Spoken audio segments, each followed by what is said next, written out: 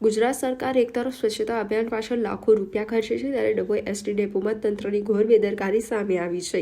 દૈનિક 200થી વધુ બસો અને હજારો મુસાફરો તથા વિદ્યાર્થીઓની અવરજવર ધરાવતા આ ડેપો પરિસરમાંથી તમામ ડસ્ટબિન અચાનક ગાયબ થઈ ગયા છે. કચરા પેટીઓના અભાવે મુસાફરોને નાસ્તાના કાગળો કે પાણીની બોટલો ફેંકવા બહાર જવું પડે છે અથવા ના છૂટકે જાહેરમાં કચરો નાખવો પડે છે. પરિણામે પ્લેટફોર્મ પર ગંદકી અને રોગચાળો ફેલાવાનો ભય ઊભો થયો છે. સ્થાનિક ડેપો મેનેજમેન્ટની નિષ્ક્રિયતાને સામે મુસાફરોમાં ભારે રોષ જોવા મળી રહ્યો છે. વહીવટી તંત્ર તાત્કાલિક નવી કચરા પેટીઓ મુકાવે તેવી માંગ ઉઠી છે.